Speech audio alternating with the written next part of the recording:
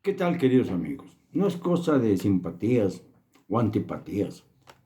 No es cuestión de que si seamos aduladores o críticos de Andrés Manuel. No es asunto que tenga que ver con el partidarismo, que si somos del PRI, del PAN, del PRD, del Movimiento Ciudadano o de Morena. Hay algunos, muchos que son todavía morenistas por efecto de la manipulación colectiva, porque no sé qué puedan aportar los morenistas, que hayan aportado los morenistas a la vida nacional. Había que pensar en eso desde que asumieron el poder en el 2018. Si creen ustedes que hemos avanzado o estamos peor, y no le echamos la culpa a la pandemia, porque la pandemia ha sido universal y en todos los países se ha generado una situación de crisis, solo que en México vamos a la cabeza en número de muertos, que en realidad son más de 800,000, no los 220,000 de los que habla López Gatell, y además con un índice de letalidad pavoroso, mayor del 12%, cuando el índice mundial sigue estando en 3,4%. Es decir, todo lo que va encima del 3,4% es lo que es consecuencia de la mala administración de la Cuarta Transformación. Esto para empezar. Pero ya los números son muy evidentes cuando faltan solamente unos días para la contienda electoral del próximo 6 de junio. Faltan ya unos días que se van a ir como el agua, que nos van a escurrir. Las campañas están cerrando ya prácticamente en la recta final, ya en casi todas las entidades que renuevan gubernaturas se han dado los debates obligatorios respectivos. En Guerrero ya saben ustedes que la pobrecita Evelyn, la del nombre muy mexicano, hija del violador de Guerrero, pues no quiere debatir porque no tiene cabeza para debatir y ni modo de que nombre como su representante a su padre, lo cual ya sería verdaderamente el colmo. Y además es inadmisible desde el punto de vista electoral y legal. Pero aún así y todo, tenemos que las cosas han cambiado diametralmente. Han cambiado por el asunto del violador de Guerrero. Han cambiado como consecuencia del nalgueador de Zacatecas. Han cambiado como consecuencia de todo lo que ya se sabe acerca de Alfonso Durazo Montaño. Han cambiado por la manera en que el propio presidente de la República ha metido las manos en el proceso de Nuevo León y en el de Chihuahua. Han cambiado porque se ha desmoronado con la línea 12 del metro todo prestigio y calificación que podrían tener los gobiernos emanados ya no de la izquierda, del López Obradorismo, porque con López Obrador el Distrito Federal entonces y la Ciudad de México ahora ha pasado a ser una urbe verdaderamente caótica. Recorrí el sábado pasado, como les decía ayer, el Paseo de la Reforma y me dio mucha tristeza ver cómo esta avenida que es icónica, emblemática de la Ciudad de México, está devastada. Predios destruidos que no han podido ser reconstruidos, no por cuestiones del sismo, sino porque los han tirado para hacer edificaciones distintas, pero de repente se acaba el dinero y se acaban obviamente las obras. Pero además, pues vemos escenas tan tristes como las fotografías de los 43 muchachos desaparecidos de Ayotzinapa, 42 más un infiltrado que era militar. Esto es lo que debemos siempre subrayar. Pero la calle llena de baches, el asfalto muy mal. Ya, por ejemplo, en la glorieta de Colón, ya no se le puede llamar glorieta de Colón porque una bola de zánganos decidió que Colón no merecía homenaje alguno y cambiaron a Colón 500 metros para que no estuviera en el Paseo de la Reforma. Entonces tenemos dos glorietas importantísimas del paseo más importante de la Ciudad de México, una con una palmera, el homenaje a la palmera. Ha de ser, digamos, el monumento a la ecología, o vamos a poner algún nombre para no ser motivo de burla por parte de los turistas que llegan de afuera. Y la otra la glorieta del pedestal, de un pedestal vacío. Solamente queda el pedestal donde debía estar la figura de el que de algún modo desde Europa llegó a América para comenzar una nueva etapa en la comercialización entre dos continentes. No hablemos de descubrimiento porque eso es una tontería. América existía desde mucho antes de que llegara Colón, desde siempre. Y esto pues es innegable. Pero eso no le resta méritos al navegante genovés, que por cierto algunos dicen que es catalán, que fue catalán, pero la verdad la historia dice que fue genovés.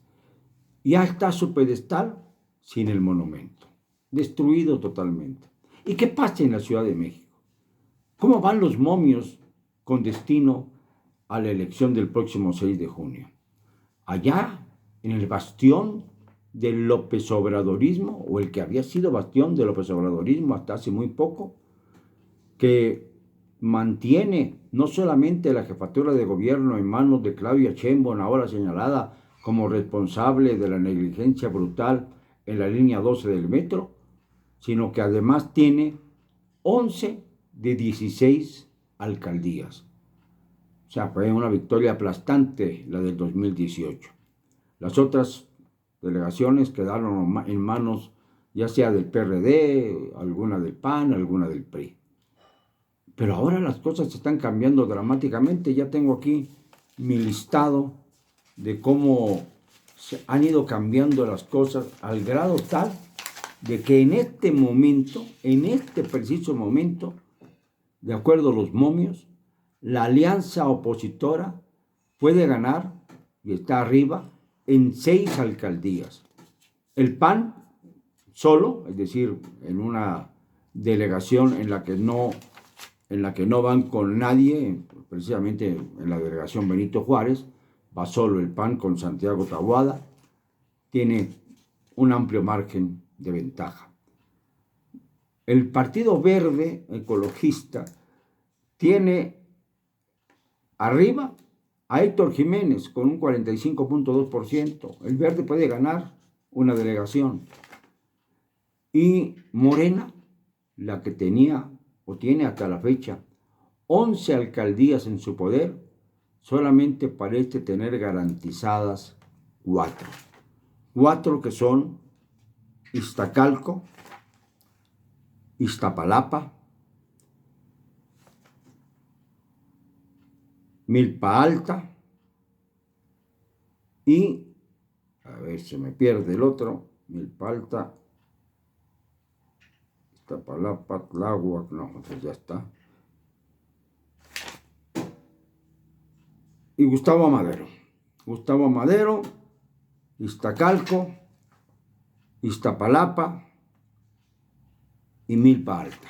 Esas son las 4 delegaciones o 4 alcaldías que tiene seguro por el amplio margen que hay entre Morena y su inmediato seguidor, el partido del presidente.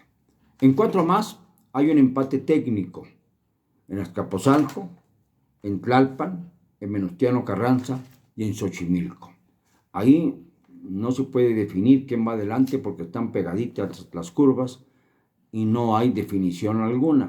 Dicen que caballo que alcanza gana, pues en ese caso perdería Morena esas 4 alcaldías. Es interesante observar cómo en el bastión del presidente ya no se puede hablar de una maquinaria que aplasta, como pasó en el 2018. Ya no se puede hablar del fenómeno López Obrador, sino que apenas aspiran a ganar, si acaso, 4 seguras, y a lo mejor de las 4 que están en pugna, vamos a regalarle 2, la mitad. Y entonces nos daremos cuenta del desbarrancamiento de los morenistas en la ciudad capital del país, que se caracterizaba por ser ferviente seguidora de Andrés Manuel López Obrador. ¿Y qué decimos ustedes y yo acerca del resto del país? Pues en el resto del país, queridos amigos, solamente hay 3 estados en donde Morena tiene una ventaja que parece inalcanzable. Nayarit, por supuesto, Michoacán, a pesar de que hubo cambio, relevo en la candidatura a gobernador y ahora se encuentra Alfredo Ramírez Bedoya, quien suplió a Raúl Morón Orozco, quien fue detenido por el INE por no haber sido respetuoso de las reglas del juego. Y finalmente Colima, con Indira Vizcaíno, que parece que va muy arriba en las encuestas. En el caso de Guerrero, ya se emparejaron los momios, con Mario Moreno Baños y con la famosa Evelyn Salgado, la hija del violador de Guerrero, quien no pudo soportar la caída tremenda de Morena, cuando su padre fue exhibido como violador y cuando le fue retirada su candidatura. Dos golpes contundentes al hígado que hacen muy difícil que Evelyn pueda recuperarse de aquí a los próximos 15 días. Esta es la triste realidad. Hay algunos estados en donde hay cierta pelea y hay otros en donde se están dando sorpresas. Por ejemplo, en Sonora, todo el mundo creía que Durazo iba a ganar. Alfonso Durazo, el ex secretario de Seguridad Pública, pues no, ya cayó. Y ya cayó Laida Sansores en Campeche. Y ya cayó Lorena Cuellar en Tlaxcala, la está superando.